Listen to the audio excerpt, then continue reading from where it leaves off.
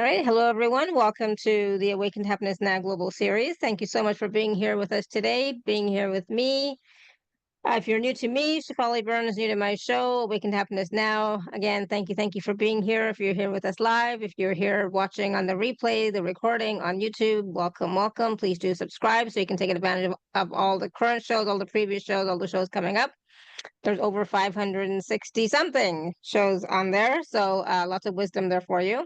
It is my deepest wish, desire, and intention to bring to you these amazing speakers who are sharing their teachings, their processes, their wisdom, their experiences, their mini readings, etc., so that we can all thrive, so that we can all awaken to happiness now. And so today, my dear friend Judith Costa is back with us, and we're going to be talking about the purpose of relationships. And so some of what we're going to talk about is that how every relationship is a divine assignment. It may not feel like it, but every relationship is a divine assignment. Each connection is designed to teach. The purpose is to help you evolve, to trigger your healing. Relationships are sacred invitations to co-create, not control. Love thrives in freedom, not in fear. Some souls come to awaken you, not accompany you. The conflicts in relationships are often the key to liberation, showing you where you still need to love yourself. So we're going to talk about all of that and more, and Judith will be taking some live caller questions live today on the call, and we'll be facilitating some mini readings like she always does that are so wonderful and spot on and so powerful.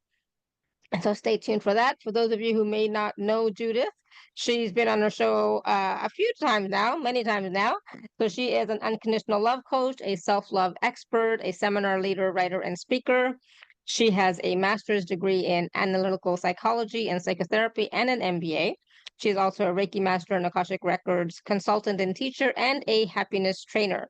So we're going to talk to Judith about all of that and more. So everyone, please join me in welcoming Judith back to the show. Judith, welcome.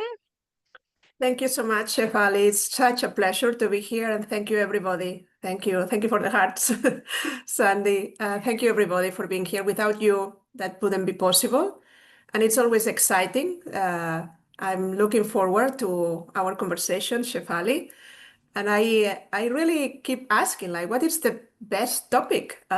What should we do next time? And I felt about talking about relationships. And, we're not talking about just love relationship, romantic relationships, but all sorts of relationships, right? So not just the one type. And, I laughed when I was reading some of this about how every relationship is a divine assignment. I still laugh because it's like, it sure doesn't feel like it at the time sometimes, right? But I totally agree. I think that the relationships that we have had in our experience are there to teach us, to help us to grow, evolve, etc.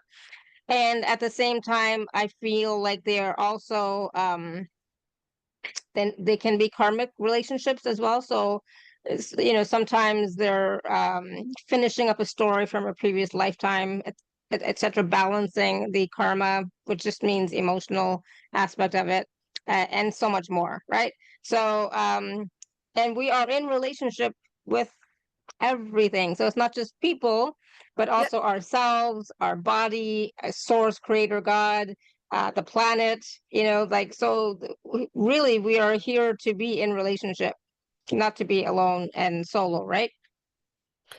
Yeah, and let me start by saying that today we are going to talk about relationships, but really we are going to talk about love and the difference between love and relationships, because we humans relate, as you were saying. We relate with everything that exists. We are in constant relationship with others, and many of us have challenges.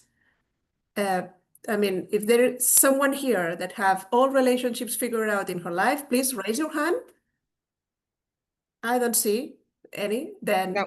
I think that we all are struggling with one relationship or another. And again, we're not talking only about relationships that are romantic. Who doesn't have problems with their family members, or had a disagreement with a friend, or with a daughter or a son? Then what happens? What is the missing piece that we don't get? What is the reason why relationships seem to be complicated and people suffer through them instead of enjoying them? Because we really all want to be surrounded by people that love us, that see us, that listen to us. We want to be recognized as we are and be authentically ourselves. And sometimes it's very difficult. I listen in sessions, in workshops, in Akashic Records consultations again and again and again, the same stories. Like we want something to work and it doesn't work and we are disappointed and we want a relationship to be there for us forever. And we don't understand why we have problems. And we are here, as Shefali was saying, to really answer any question you may have. This is not only about mini readings, but answering any question you may have about what is the difference between a karmic relationship and a relationship that is not karmic? What are soul agreements? Why we meet someone and we have an instant connection, like I had with Sandy when, for example, I met her. It's like you're a sister from another lifetime.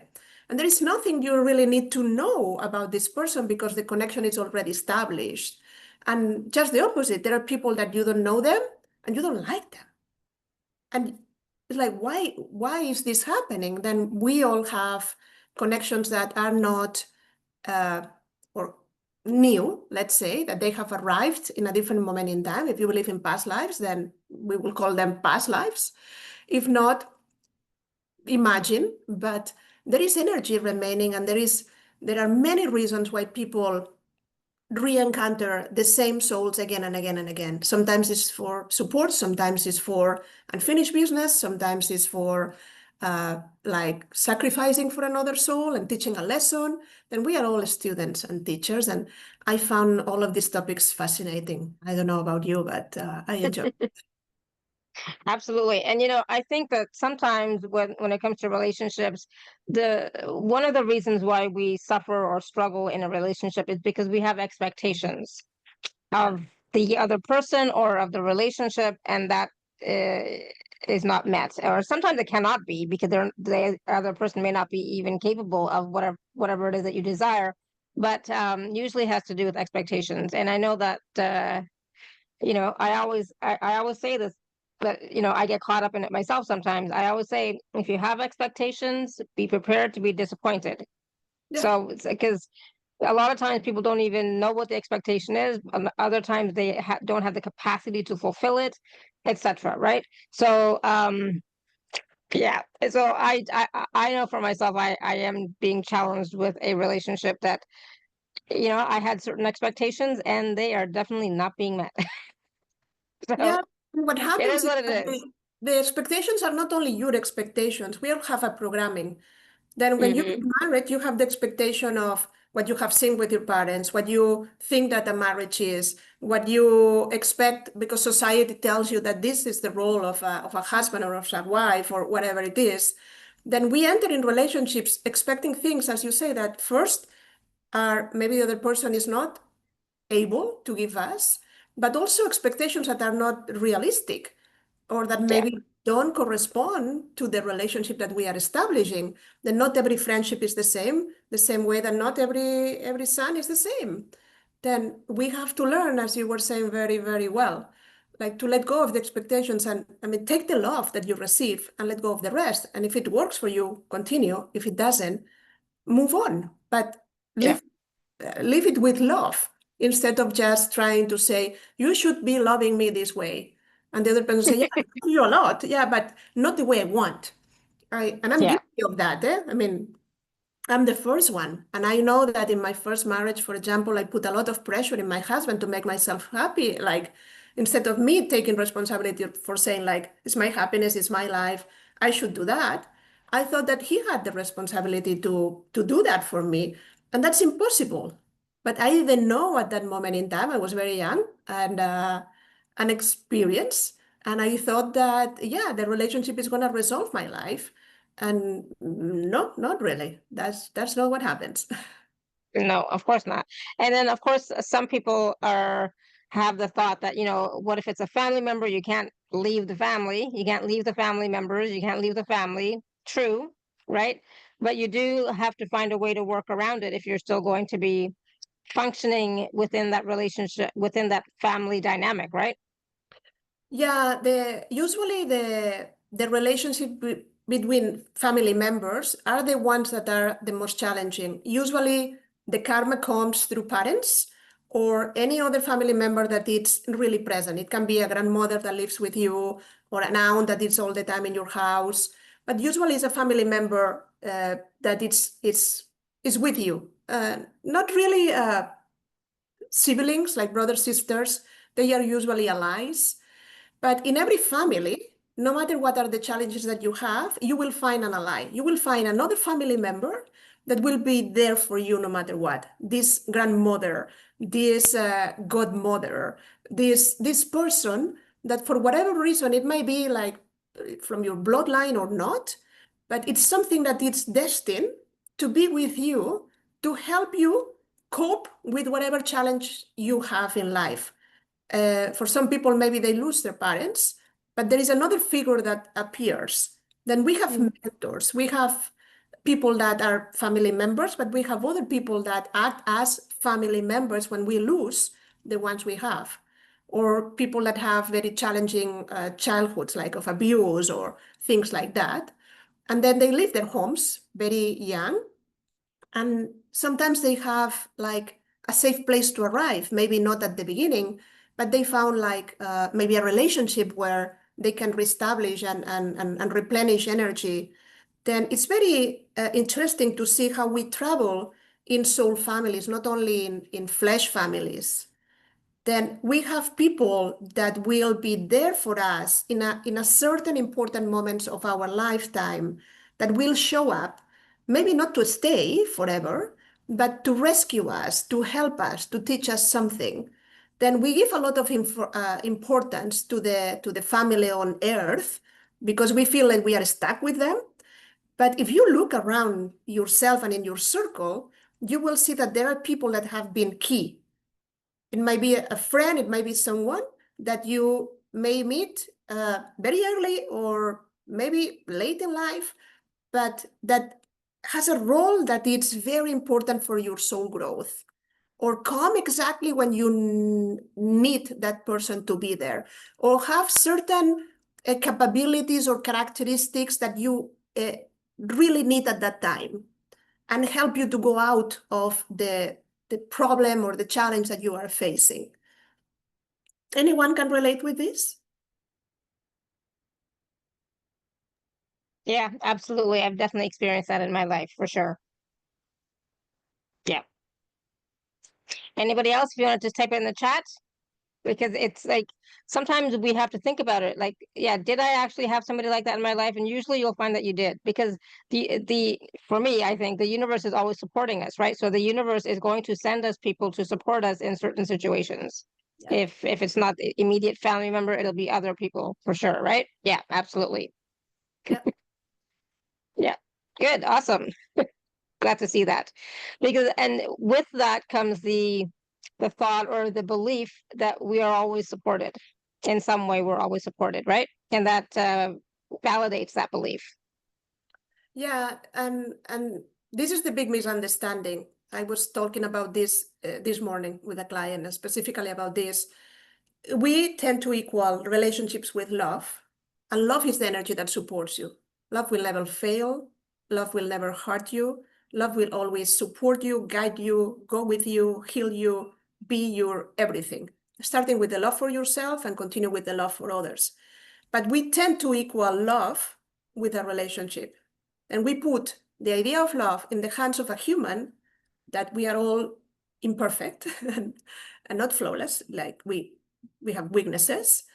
And we want to believe that another human being is gonna be like the master of love and is gonna give us everything we need from love. And that's totally, when we were talking about the expectations before, no, not real. Love is what matters.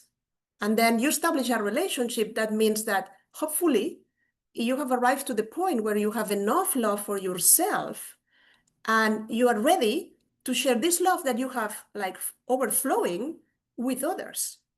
But what we learn the opposite. Since you are a kid, you learn the conditional love. Behave and I will love you. Do this and I will love you. If you don't do that, I don't love you. Be a nice girl, be a nice boy, don't do that. Then it seems that love, we get in our little brains since we're little children, no? That you have to behave in a certain way to be loved, to be accepted, to belong. And we start like hiding behind a mask that is not our authentic self when we grow. And then we start establishing relationships with friends, and the same happens in a school, the same happens with the teachers, other authority figures, in church, whatever. It's the same style of love. And then you arrive to an age where you start dating, and things become even more complicated because you don't have any idea what is this thing that we call love and everybody wants. But you just navigate through the system depending on how lucky you have been with your parents, with your friends, with your relationships, with your romantic relationships, what you have seen in TV, depending on the country where you were born, what things you have consumed, what are your ideas about love and relationships. You perform better and you are successful, or you get in trouble. And you go from one relationship to another, and you suffer, and you get heartbroken, and all of these things. And you stop thinking, love is not for me. I am unlovable. Maybe I have a problem because people don't love me. I want love and I cannot find it. Like if it's something that, like a treasure that we have to find. Love, it's already within you. You don't have to go anywhere to find it. You have it. But we have forgotten.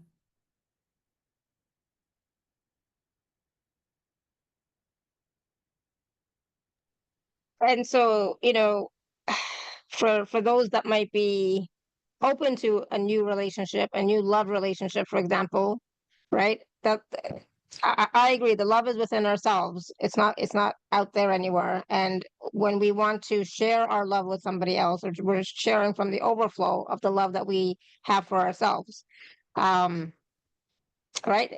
It's Does that make sense? Total sense. Yeah. And so if someone is, single and they're interested or they're open to a new relationship, what should they do to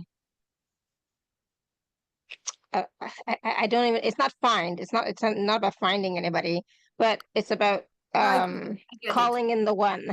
I think there's a book called Call in the One, Yeah. right? Catherine Thomas, really nice book. And the first thing and the most important is to start loving yourself unconditionally. Why? Because we have been talking that if there is no love, there is no love to share. Then you have to reconnect with the love that you already have in order to give it to someone. Because if you establish a relationship based on no love, then it's more like, I'm alone, you're alone, let's be together. It doesn't matter if it's a friendship or if it's a romantic relationship or if it's but we are not sharing love. We just want to avoid loneliness. Or people that establish relationships, for example, again and again, with someone that needs to be saved. Then I'm a hero and I want to save people, and I found people that need to be saved. Then I repeat the same kind of pattern again and again.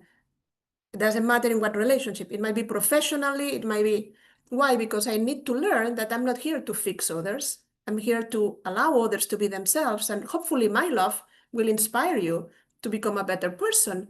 But I'm not here to really resolve your problems. It has to be a balance between giving and receiving love in a relationship. Then when you love yourself, many of these issues disappear. Because again, you connect with the love, you are not dependent on the love of others. What you want is to share the love that you have.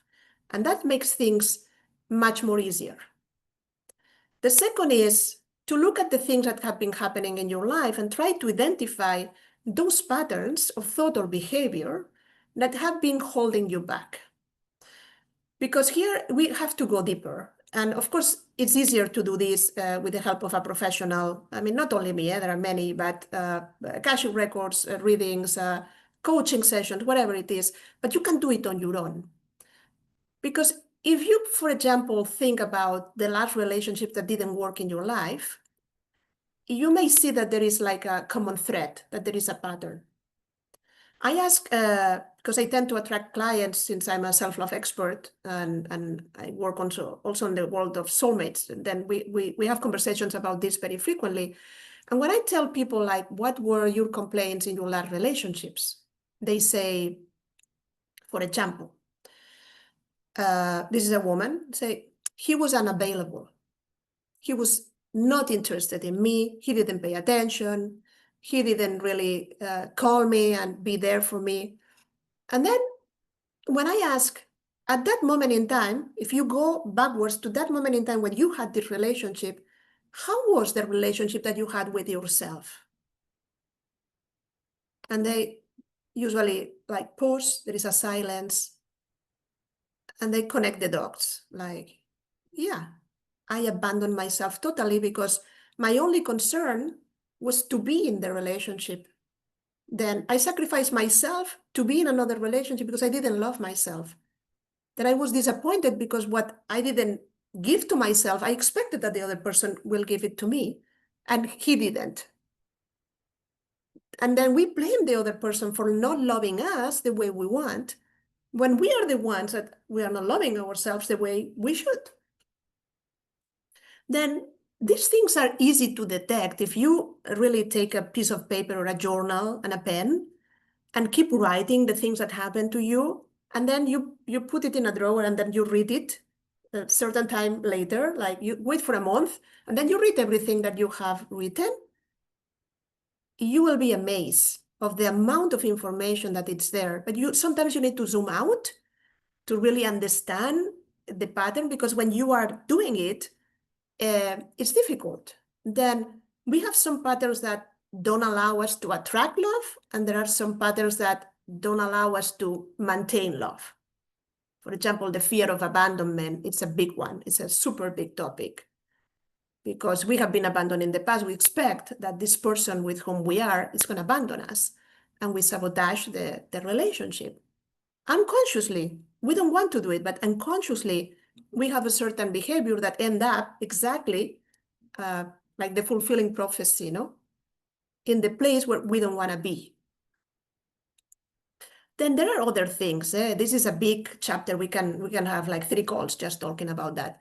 But another one that usually is not very popular is that we establish agreements with other souls in a concrete moment in time. Let's suppose, for example, that I am 15 and my mother is dying from cancer, and I'm very, very sad, very worried. Then when my mother died, she asked me the last days of her life to take care of my father. And I promised her to do it. Then when I do that, I don't know the scope of my promise. But what happened to this girl that is 15 is when she started establishing relationships and she's happy and all of this, everything goes well. But there is a moment where maybe the guy proposed, or the relationship is getting like more serious. And then she sabotaged the thing. She breaks up, or the things don't go well. Why? Because there is some agreement in place that she has forgotten. She's not acting from a place of, I told my mother that I'm going to take care of my father forever, because she is not going to be here to do that. But there is a part of you that remembers that and will act in a way that when you are near to abandon your father for a new man in your life, will say, no, you have a previous agreement. Then these agreements can be renegotiated. When you identify these agreements, what you have to do is to establish a new agreement where you can take care of your father at the same time, be happily married. Then the important is the awareness. In everything we are talking, the important is the awareness, to just know what's the problem, where I'm holding myself back, or what is holding myself back. But these kind of promises, like, for example, Romeo and Juliet stories of love in past lives, where I say, I love you forever. You carry this promise from lifetime to lifetime to lifetime to lifetime. Then you wait until you find the same person to keep your promise. Because you said, I will love you forever, and it's true. You want to love this person forever. Then you are unaware that there is something from a past life that it's still kind of coming back to the present and affecting your present. And I'm not saying that this is happening to everyone. I think that it's more important to just look at the patterns of behavior and thought that you see right now. But sometimes when I work with people, I have seen that this is the key that really unlocked the whole thing.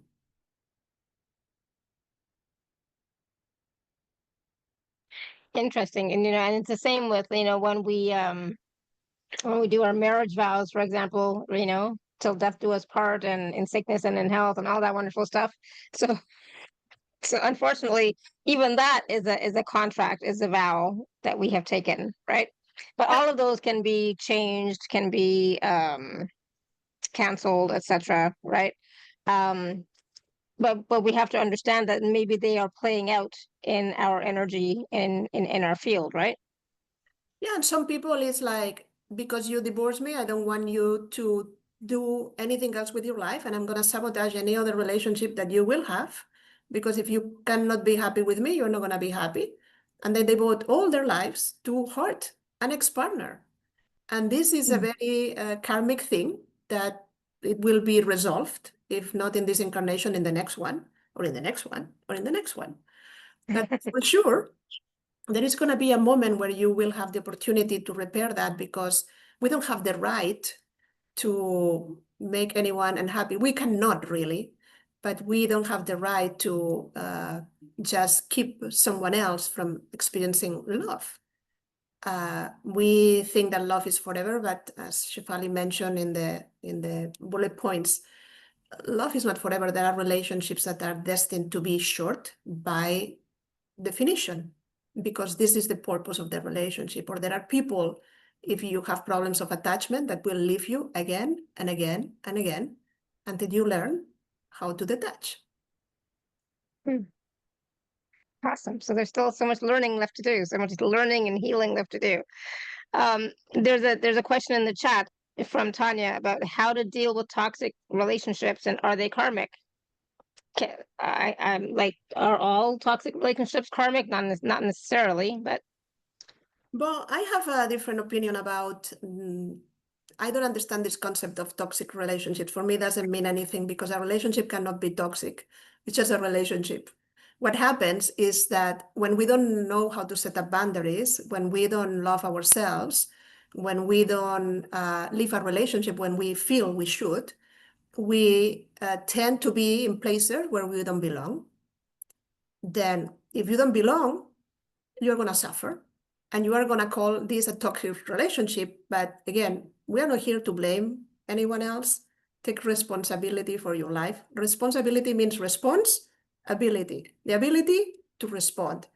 Then if someone is in your, between brackets, in your language, toxic, what are you doing hanging out there? yeah, Then I what? agree. Then if it's a boss, think about finding another job, or a colleague. There are plenty of jobs. How many companies are there? Or there is only one company in the whole town, and you can only work for one company, and you forever will be stuck in that situation? Maybe not. Well, Maybe there are well, alternatives. it means change is what is needed, and sometimes people are not ready for change, or they don't think they're ready for change, No, people right? think that it's easy to blame others. Yeah, that's true too. Yeah, Yeah. I mean, I'm sorry, I'm very direct and clear, and that's the truth. Change is the most wonderful thing that can happen in your life, because without change, there is no newness, there is no good things coming into your life, there is no space for more. Then this idea that changing is so difficult. I mean, come on, really? Maybe it's more difficult to stay stuck where you are. Mhm. I know all about change, so I'm good with change, but it's like people are afraid of the unknown. They're afraid of what will happen if they do something different, if they And me say too. no, etc., right? And me too. And so what? Because we are afraid, we stay forever, and we call it toxic relationship, and we die in the toxic relationship. I think there are other No. alternatives better than that. Yeah. Then Yeah. toxic doesn't mean anything, because if the relationship doesn't work and you cannot detach because it's your mom, you can do things about that. I didn't have a great relationship with my mother, and I love her dearly. But my mother was very controlling, and she had ideas about how I supposed to live my life. And I changed. And when I changed, she changed. Mm. Yeah. We expect So, the other person repair the relationship, and you have much more power than you imagine to make a yeah, relationship to be different. for sure. But when it comes to a karmic relationships, not easy. It's not about easy, but you can change a karmic relationship. Again, the karmic relationship basically just means that there's residual karma energy being called into this life, right? Sorry, It just means it's that unfinished business, like you said.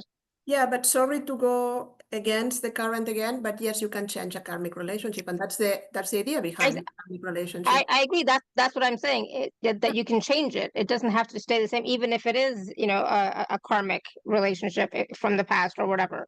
Yeah, I'm going to answer, Anything can be changed, of course, and right? I'm going to answer to the question in the chat in a very personal manner for you to understand what I'm trying to say. When I met my husband, I was 18 years old, my future husband. Then we date until I was exactly 25. I went to university, I did an MBA, I started working. And I have to say that the beginning of the connection was amazing. We had the kind of telepathy. We could finish the sentence of each other. There was something very, very intense in there.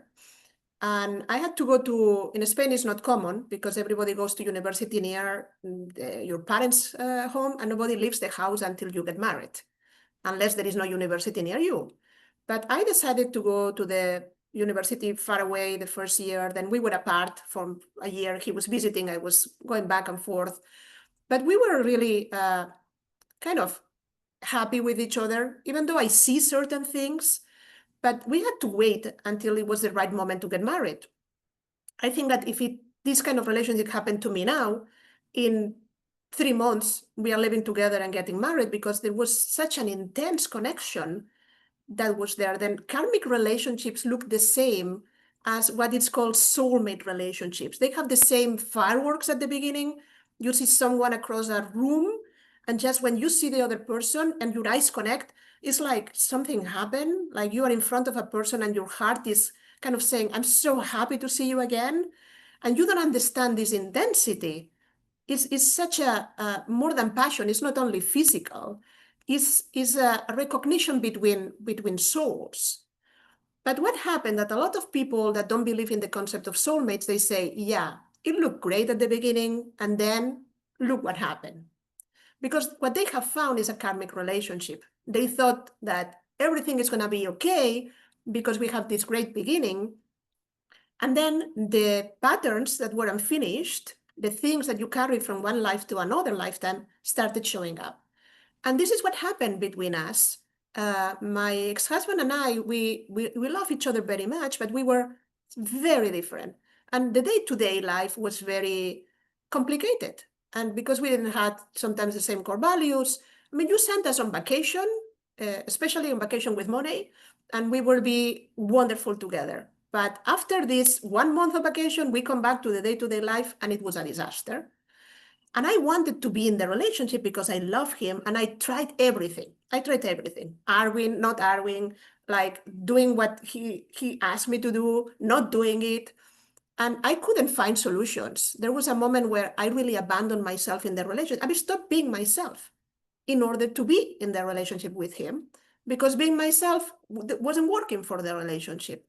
Then why I'm telling you all this long story? Because what I discovered years after I started doing research, all the tools that I have, I learned those tools exactly to help people and to help myself first, to know if you are in a karmic relationship, in a soulmate relationship, what are the issues between you, what is the karma, how you can resolve. But the only way you will resolve that is with love, is with forgiveness, is letting go. But karma is just the understanding. You don't have to pay the bill. You don't have to be punished. You have to say, okay. Then the pattern that I have here is that I enter in a relationship with you. You try to control my life, and I abandon myself because I don't love myself at all. Then what looked like the bad relationship that ended up in divorce was the best relationship ever for me. Because without his support, I will never have, for sure, not been here talking with you today about that. That's number one. And for sure, being very unhappy with him or with someone else after him, without understanding that what was missing was for me to really take care of myself. Not only the relationship, but to trust love, not to trust him as a source of happiness. And it took me years. What I'm telling you, this happened. I got married at 25 and I got divorced. I mean, we stayed together for 17 years. Then 3 years after I moved to New York, I became a coach. But all these tools, like comparing the birth chart of two people, I can do that very easily and tell you exactly what is the karmic issue. Not everybody has the same karma with each other. I can do a past life regression for you, and you will find out what is the issue. I can do an Akashic Records consultation with you and tell you what is the karma and how you can resolve it. It doesn't matter the tool. At the end, what I'm offering is become aware, because when you are aware, you can stop doing the same again and again. It's like the universe will introduce you with the same people. You will say yes or no, because you have free will, but usually we say yes to the same relationship. Oh, I like you so much, I'm in love, let's get married. And there you are. This is an opportunity that the universe gives you to do the things differently this time.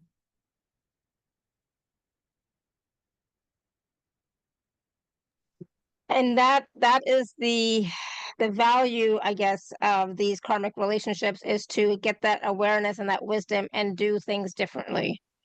And that will then release the energy from that relationship so that you don't keep continuing in the next lifetime, because that pattern has now had a pattern interrupt. So it's stopped, right? Yeah, and let Does me that make tell you sense? that I understand it's intense, because I married again and I did the same again, second time. Then I'm not perfect, eh? I'm not wiser than you. I'm just a little bit more advanced. There's more things have happened to me, but seriously, sometimes we need a second lesson. Okay, you think you have learned it? Let's try again. And I think I learned it. I think now I'm okay with that. It's not going to Yeah. happen again. Yeah. So Tanya, does that help? Does that answer your question? No? No, yes. No. Do you want to unmute? Yes. In my situation, it wasn't romantic relationship. It was friendship, because the man is gay man. But few times in my life, I had a dream about the person, and then I met the person. So when we met, I knew it. I was supposed to meet him. And when I wanted to disconnect, I could feel his energy. So I asked Don Hill to disconnect me from him, because I felt it is toxic, because it was draining me, draining my energy. And she said it is so strange, because he is attached to your consciousness. And I thought to myself, how somebody can be attached to my consciousness, you know? So, and even though she did everything to disconnect me from my energy, from his energy, I still sometimes feel him, and it is not that toxic anymore. I mean, I can control it. And the difficult part is that we see each other at work 5 days a week, and I still wonder, you know, why did I meet? Why did we meet? And maybe it was a lesson for me to kind of not go on the same loop. But it was strange, you know. It was really, really strange. Well, it's not as strange as you think. But Again, how I somebody do. can be connected to my consciousness? No, that's a bad explanation. But what the person is trying to say is that yes, there are connections that transcend what we consider normal, the mind, no? Like I want to be your friend. Mhm. and that there are connections at a different level. Call it consciousness or call it they transcend. It doesn't matter. But again, we are connected through lifetimes. This idea that this is real and we have a past and we have a future, it only exists on Earth. Mm-hmm. In reality, you are living in this relationship that you had permanently present tense, and things are happening. Then the problem is, like, we humans like to put a label, like, this is a relationship, this has ended, this is not true, this is real, why it happened. Then I understand your curiosity. I'm very analytical as well. And I did research on soulmate for 15 years, or what happened to me, that maybe we need another show. We spoke in a previous show about that, no? A person Yeah. that Yeah. I dated and then appear in my dreams like you, and change my life just by being there without him doing anything consciously. He didn't do anything and he did everything. Then these connections exist. And if you talk to people, because I talk to people because I'm doing a book on how others find their soulmates, and again, doing this for a living, I had the opportunity to talk with many people. What you explained, Tanya, is very common. Mm-hmm. The only thing is not common you don't read it in the magazine. No, you have Yeah. to go to certain areas or these kind of platforms where we talk openly about these things. But yeah, sometimes you will find the purpose of the relationship, sometimes you won't, because it's not exactly like one thing that needs to happen. Maybe because Mm-hmm. this person did that to you, you are bringing it here and your life get transformed. And you are having this conversation that will transform the life of others. And Yeah. you don't know exactly why a relationship, why at that moment in time. But again, love has a power that it's incredible and amazing. Love is the most important energy and it's the energy that runs the universe. And imagine what can happen, but not the love of the humans, not the love of a relationship, like true love, real love, unconditional love. Yeah. Does it make sense? Yes, but that's the reason that I didn't see him as a romantic partner. I saw him as a person that I just enjoyed company and enjoyed conversations, and I felt his energy, and I'm sure he felt my energy, and it kind of agreed to some extent. Of course, it was well, I shouldn't blame myself, but I usually start to give too much, and when it is too much, nobody likes when it is too much, So that lesson learned. But it just was very emotional for me for a year, Of to course. that extent that I think even my health was affected by it. Yeah, I can tell you my health was affected by everything that I was experiencing that I didn't understand. And yeah, it can be, I mean, you can lose balance trying to really navigate these things. The reason why I want to help others to understand these things. But again, don't take it with fear. Just with an open heart and an open mind, and keep asking, why this relationship show up in my life? What do I need to learn? And focus on the love. And I would say don't even focus on the why, because the why is tripping you up big time. yeah. So just ask, what do I need to learn about this relationship? Yeah. And even if it's karmic, it doesn't matter. Like in the last lifetime, maybe he was a woman and you were a man, or you were both women, or you were both men. It doesn't matter. It's the love, it's the energy that came forward, not the sexual orientation. No, but Right? again, you may have even if it's a karmic relationship. Even I got divorced from my first husband, we still talk to each other. We have a great relationship. We support each other. The photographs that you see in Instagram, in my social media, he did that photographs for me because he's a great photographer. Then we support each other in whatever way we can. And again, karmic is just a label that we put to say that there is something that we need to work out. That's it. But don't run away from it, because it's going to come through another person, the same lesson. Yeah. Just look at the pattern, right? Yeah. Yeah. So that's what you have to look. Thank you, Yeah. Judith. Thank you, Alara. Thank you. Yeah, hopefully that helps. Awesome. Thanks. Thank you, Tanya. It's a complicated case or a complicated issue. This Yeah. whole topic about karmic relationships, soulmates, all of that is very complicated. Yeah. There's no easy one answer, right? No, Yeah. to talk case by case, because if we generalize, then people get the wrong idea. There are Yeah. many different stories behind these encounters, and many different encounters for different reasons. Then we have to see what's happening to you. Yeah, exactly. Awesome. Thank you, Tanya. Thank you. Thank you. All right, Layla, did you have a question for Judith? Hi, Leila. Hi, Judith. Could you give me a mini reading about a relationship? Yeah. Is that what you're doing?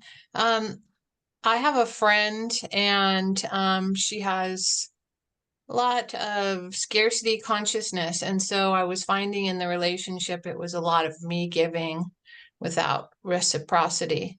So I changed it and I said, okay, if you want me to do this for you, let's do a trade. Then you do this for me as a way to feel more equal. Mm-hmm. And then I just found out the way she's been computing her time versus the way I compute my time is not in alignment with my consciousness, but I have a huge reaction to it. Like I'm just so upset about it. And I'm wondering, I don't know if you need more details, but I'm wondering if you could give me a reading about my part. When you ask questions, I don't need any detail. The less details you give me, even the easier will be for me. What is the name of the person? This is the only thing I need. Kiyomi.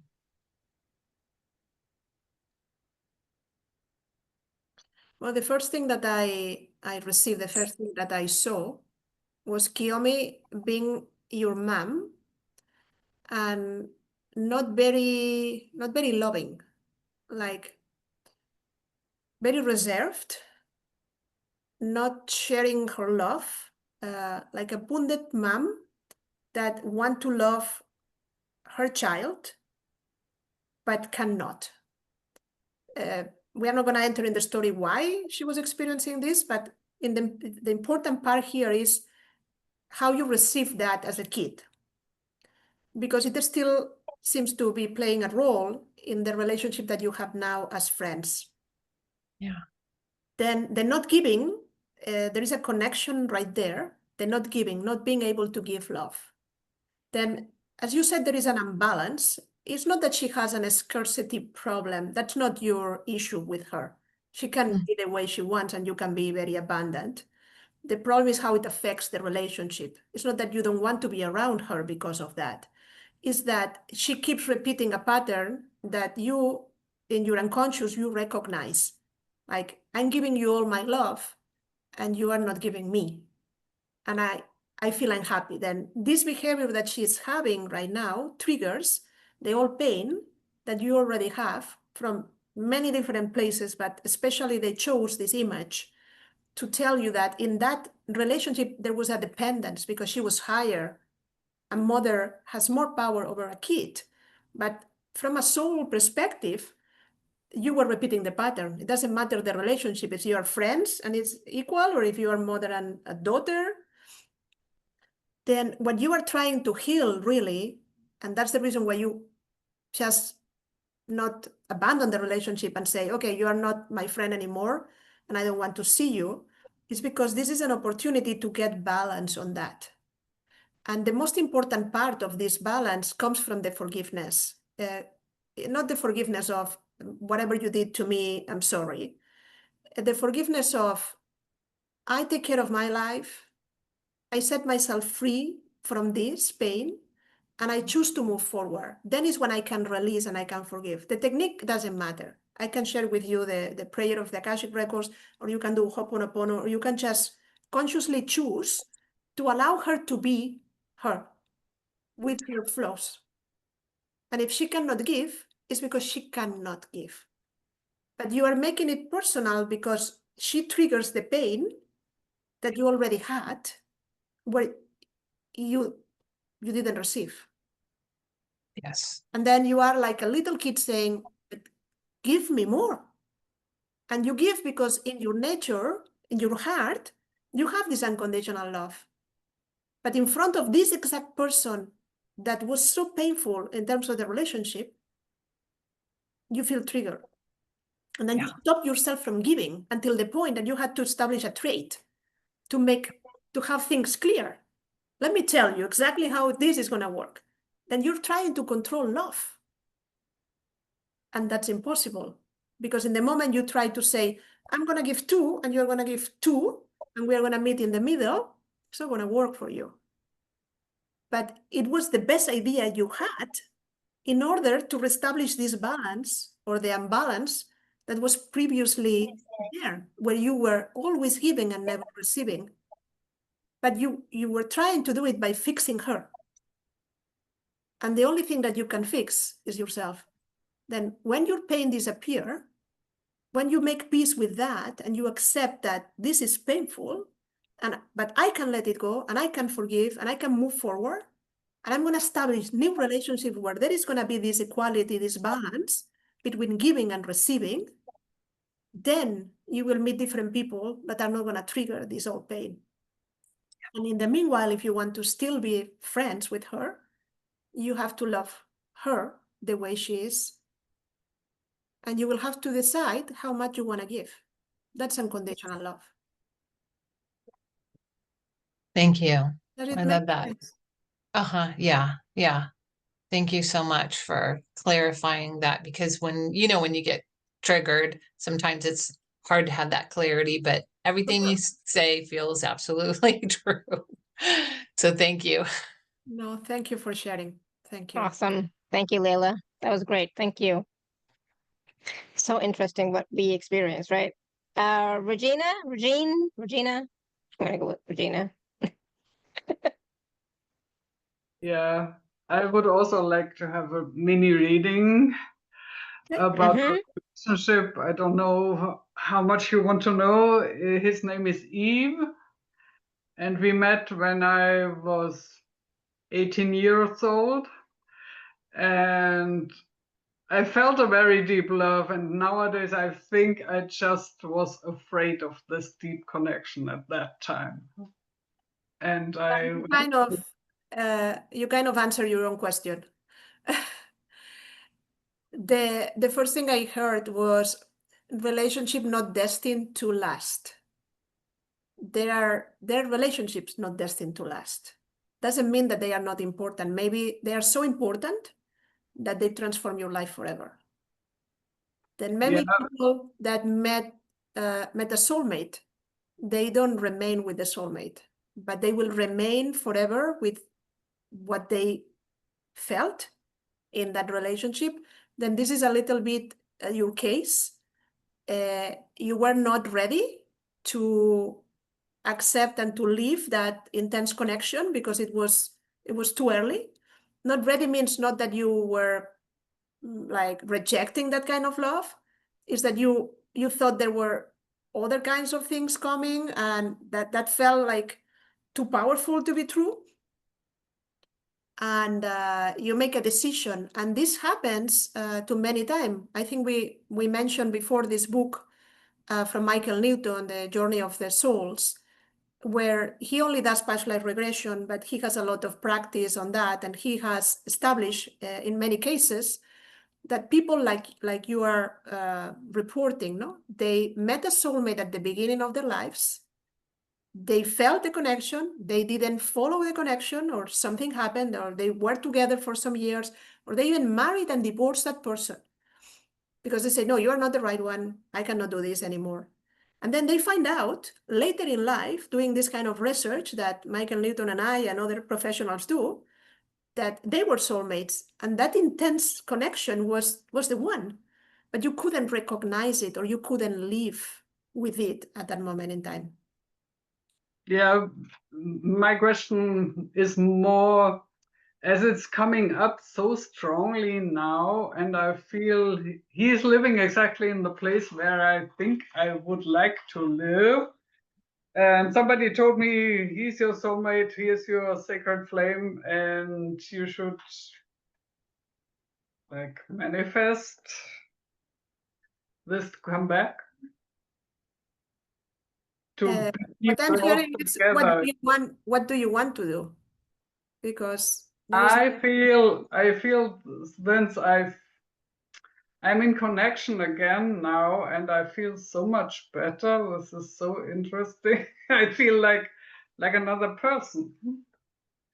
yeah, It might be just my heart opening. I don't know. yeah, but let me ask you the same question, and it's rhetorical. You don't have to answer. It's just for you. Where the doubts come from?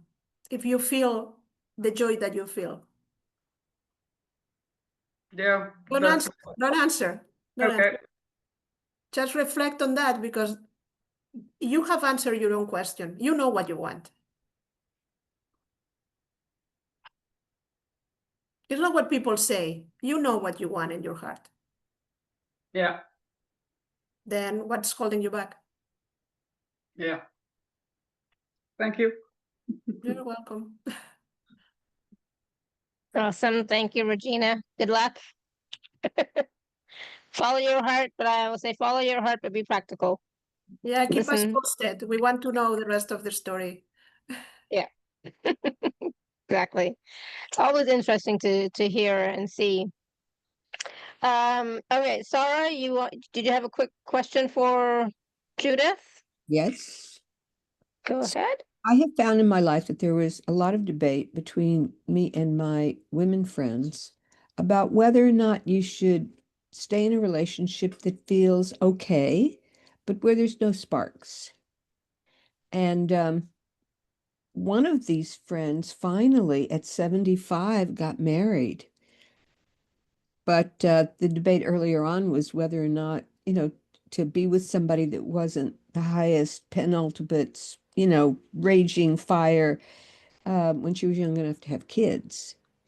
So I've married a lot of couples who are older and had been together when they were younger and found each other again. It's very sweet. I'm in a relationship that's perfectly pleasant, and I wonder if I am blocking something because there aren't sparks, but there's pleasantness and a lot of compatibility. So, I'm a very affectionate person. As I do this, I think, well, we've been together for 5 years. Is this going to grow into any sparks, or, just be fine with pleasure? Sarah, can I stop you, because they're talking at the same time and I'm going to lose the information if I keep waiting. There is a cost of opportunity in any relationship. You stay or you leave, there is a cost. The problem is, from a human perspective, you want to be the certainty that I'm not losing when I'm leaving, I'm getting something better. And because this is uncertain, we don't make, they say, humans, we don't make the decision that our heart will like. There is a general sense in the world that love is scarce. Love is what? It's scarce. Like there is a scarcity of partners. Oh, Like scarcity. yeah, you leave one and well, let's see what happens. Maybe you don't find another one. And there are people that stay in relationships because they prefer to be in a bad relationship than to be alone, because they don't believe that there is more love waiting around the corner. Then this belief is general in the human race. We don't feel like there is abundance of love out there. And the reason why I'm explaining this is because they are turning the question towards another side. In order for you to decide if you want to stay or you want to leave, you don't have to look at the relationship. You have to look at yourself. Because what you want is what you want. And this cannot be confined in a relationship. If you want sparks, this is not the right relationship for you. It's pleasant, yes. You're compatible, yes. It's good, yes, but you want sparks. Then the problem is not what the other person offers. The problem is, what do you want? Like, you want sex, then you are in a sexless relationship, but you love the person so much. Yeah, but you're in the wrong relationship because you want sex and the other person doesn't want to offer. Then because we see love as attachment, as Shefali was saying, we sign a contract that's called marriage, or we are together for 5 years, or we have promise, or we have a business together, or we have sons together. We thought that that's the reason that justified to be together. Love, and I told you we are going to talk about love. They want to talk about love, not relationships. By definition, is free. It cannot be confined, and it cannot be controlled, and it cannot be attached to a marriage contract. Then if you want sparks and you don't get the sparks, you are not hurting the other person by leaving the relationship. You have to be free to follow love, but you have to do it responsibly. You cannot say, oh, I don't have sex in my relationship, but I want sex. Then I'm going to keep this one because she takes care of my children. And I'm going to go to have sex with someone else because this is what I want. Maybe you have to talk with the person with whom you are and see if this agreement is good for her, or then in your case, you have to decide. It's your own life, it's your own relationship, it's your own love. I want to stay here and I accept no sparks, but I'm going to be so happy with no sparks. Wow, I love this person. It makes me happy. We are so compatible. There is such a peace at home. Great. I'm staying 100%. Or no, I want sparks. I want sparks. What am I going to do? I want sparks. Then I'm going to find my sparks. Okay. Does it make sense? It does. I'm not inclined to get single and spend my time looking for sparks. I'm thinking, is this something I need in this lifetime? And if it's going to show up, It shows up when you want it. okay. You may have a problem because you start asking for sparks and then someone else with a spark shows up. And then what are you going to do? That would be the question. If it's meant to be, it'll be. Thank you. Then focus on you and what you need, what you want, what you desire, and allow love to be the guide. Yeah, I did have one of those meetings across the room, just total fireworks. And we were together about 6 months and we're friendly, but it didn't last. Yeah, because sometimes it's not meant to last. It's meant to open your heart. Ah, okay. Very nice. Thank you. Yeah. Awesome. Love. Thank you, Sarah. Thank you, Sarah. Pleasure. And I think what's important about this conversation, this last piece, is really recognizing what do you want, right? And it's always the case in everything. What do you want, right? And yeah,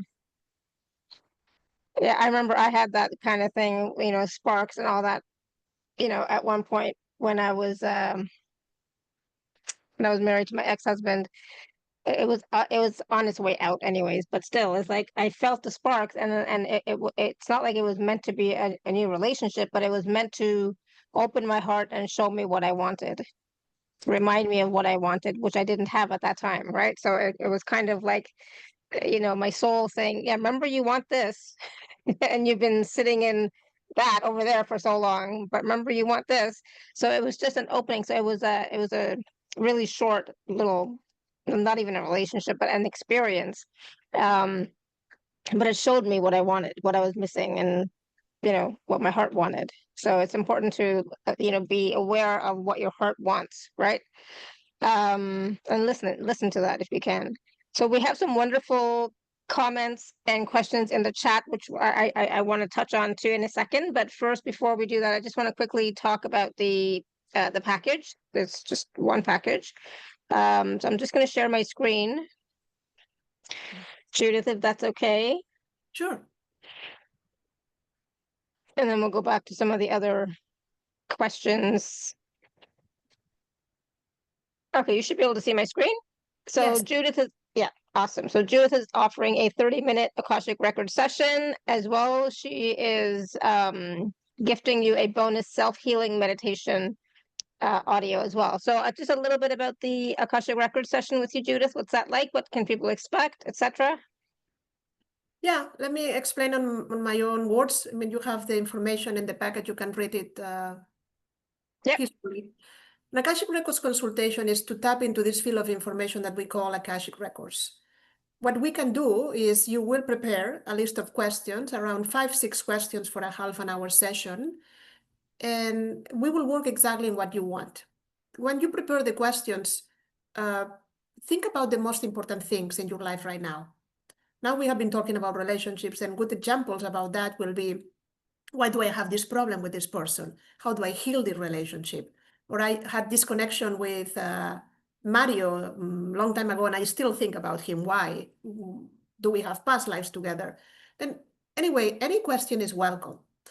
And the only thing I do in that session, as you have seen now, I'm an intermediate person between this field of information that we call the Akashic Records and you as a client.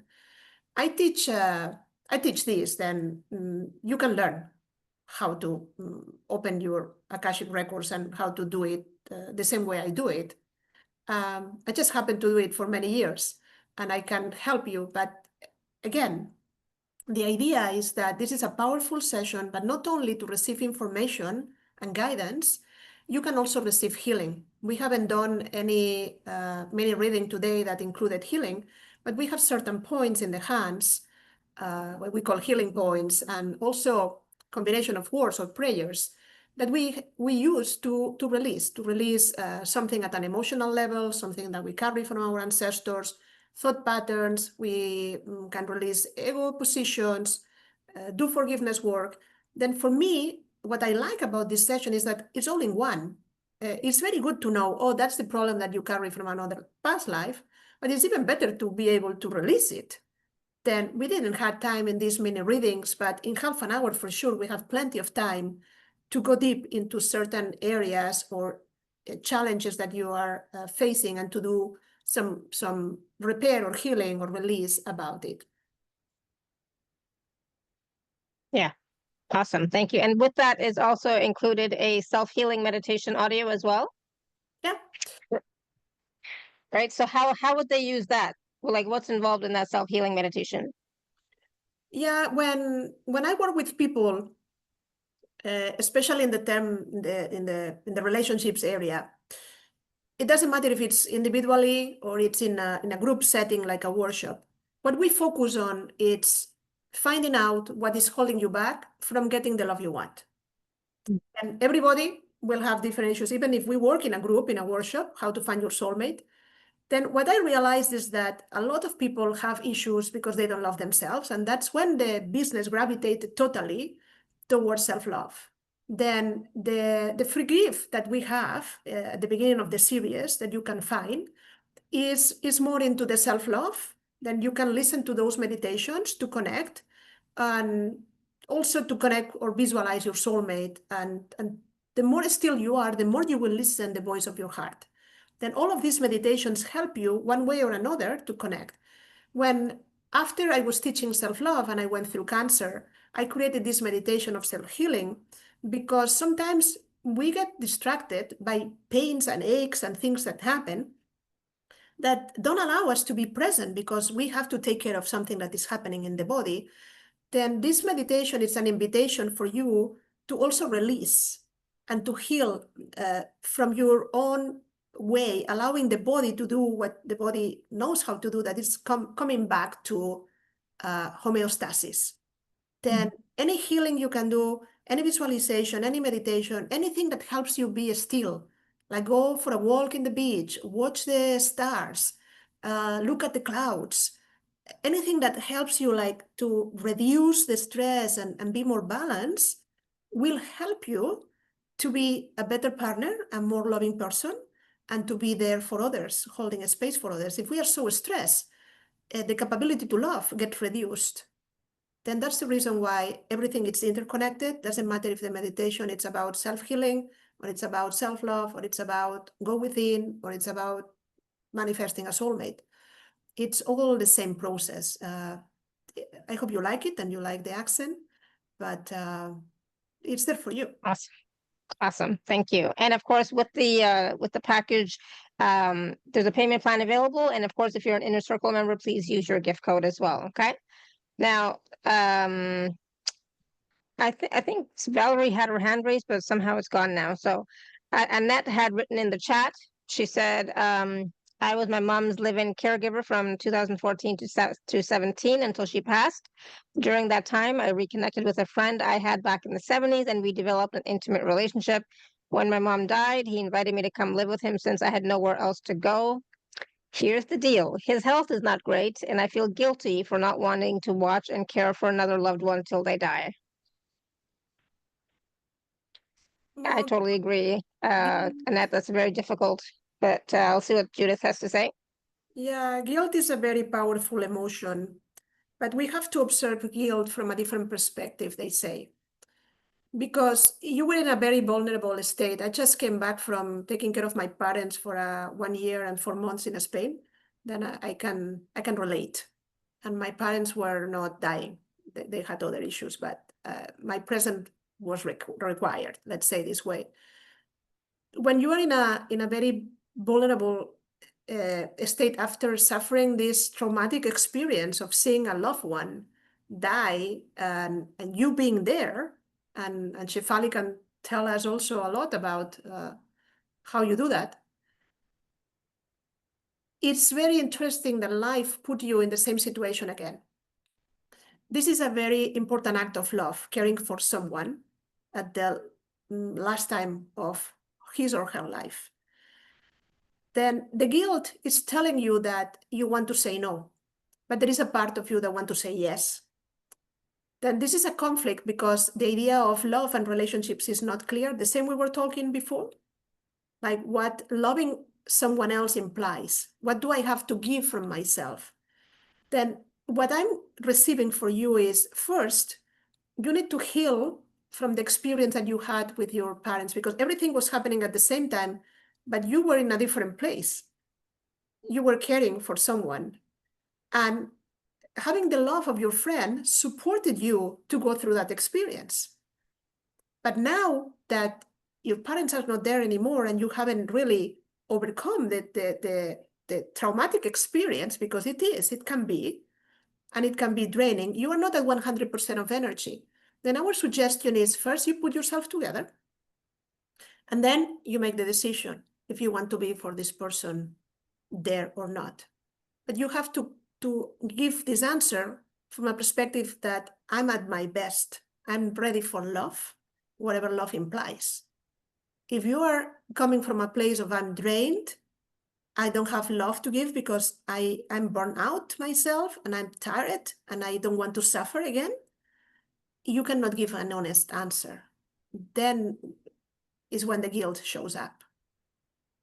Because it's a conflict, it's an inner conflict. Does it make sense? Yeah, let us know, Annette, how that resonates with you, okay? If you want to type in the chat, that'd be great. And then there's a comment from Sandy, and she said, after ending a very unhealthy relationship with a very critical, controlling partner, I met a man who was the complete opposite. We had an incredible connection and had clearly been in past lives together. Being this person helped me with my confidence and self-esteem. Although that relationship only lasted 3 years, I felt he was heaven sent at a time I needed that. It also helped my awareness of understanding that the love had to come from me, not dependent on others. Yeah, thank you for sharing. Very important. Yeah, absolutely. And that also validates or confirms the point that Judith made about not all relationships are meant to last forever. They're for a short period of time, right? But at least you got the awareness too for yourself about that the love has to come from yourself for sure. We should not Michelle. that we should not grieve the love that we have lost. We should celebrate the love that we have experienced. Yeah. for sure. Michelle says, I'm single, fit, and smart, and alone. I ask myself why. I've had negative experiences with men and women as people. It is very hard to meet someone you can just connect with on a basic level, never mind a relationship. Well, I don't know about that. That's a very harsh viewpoint for sure. Very general, I would say. Can you communicate with us not through the chat? Yeah, I can talk to you. Yeah, I'm here. Okay, great.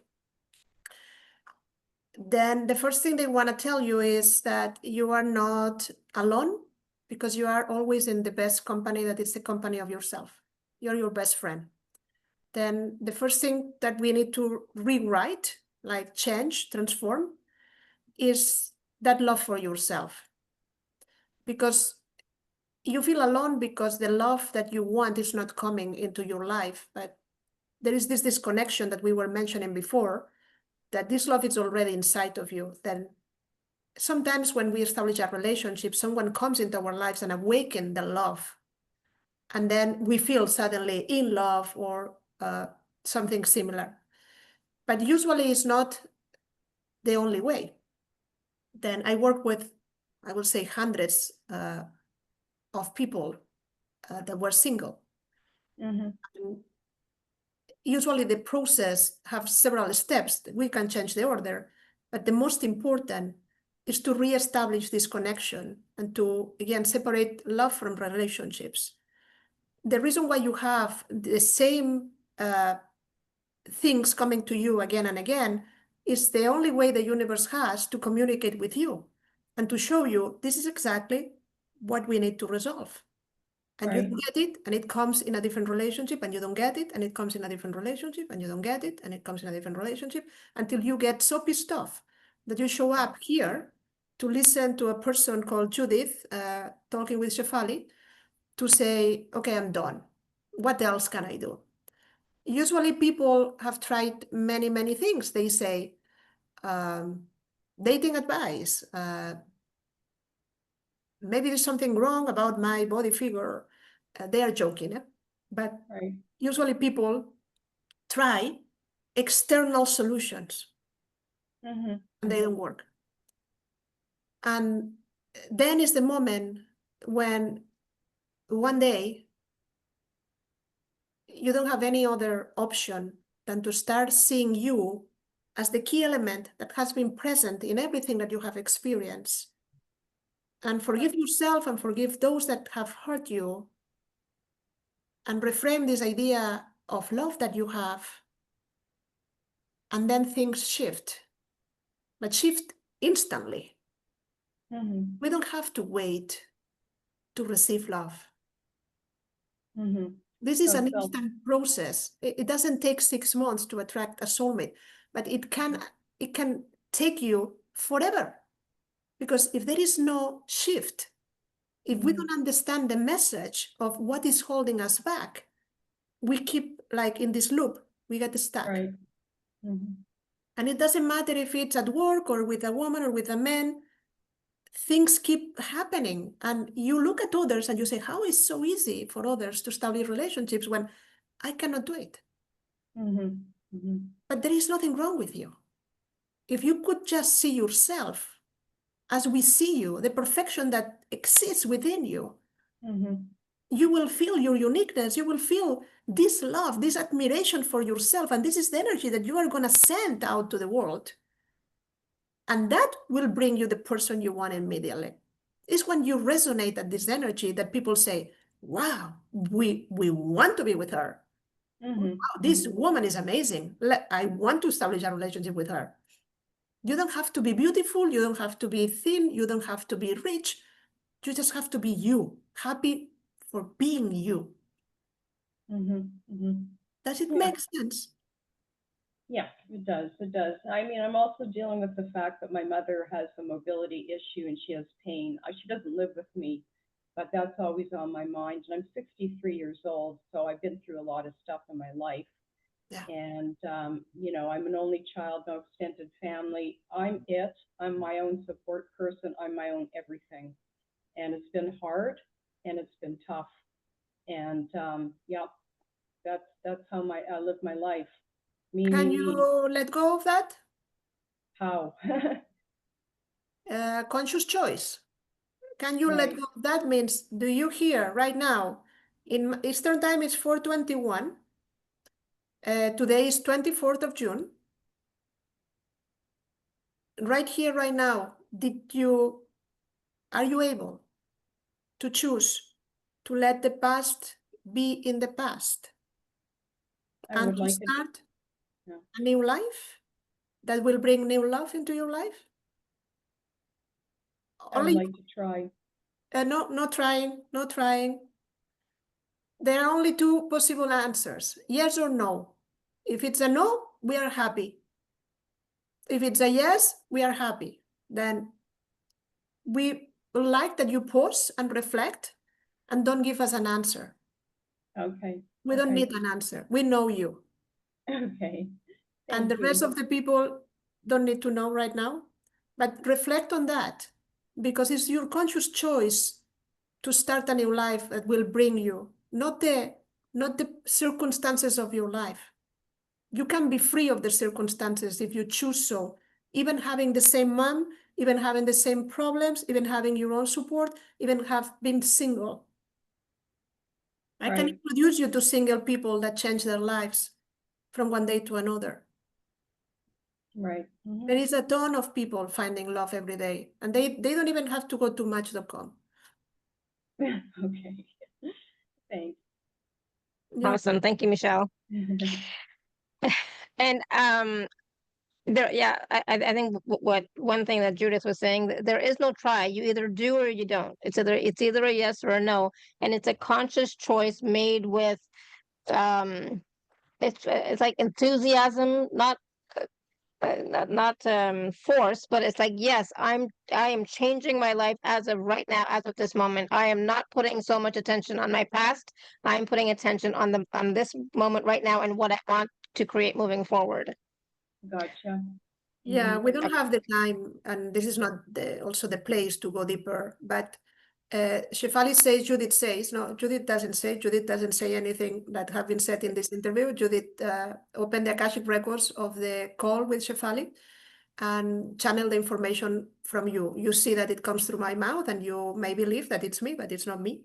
Even though I know some of these things, then what you will receive in an Akashic records consultation is what I am sharing with you every time you ask a question. Is a wisdom that comes with unconditional love. Is a wisdom that doesn't have anything related with my belief system or my opinions, even though I'm a professional of that and I can use other modalities. But when I channel, is this field of information talking through me to give you what you need to know at the moment to change your life for the better, of course, in whatever way you can do. They never push, they don't try to fix you, they respect your free will, and things happen when you want to happen. They will give you everything you need for you to move forward, and especially to do what we have been talking when you ask, how do I do it? To release, to forgive, to transform. Powerful. So I was, and it's it also comes with a lot of acceptance of what is instead of resisting what is, right?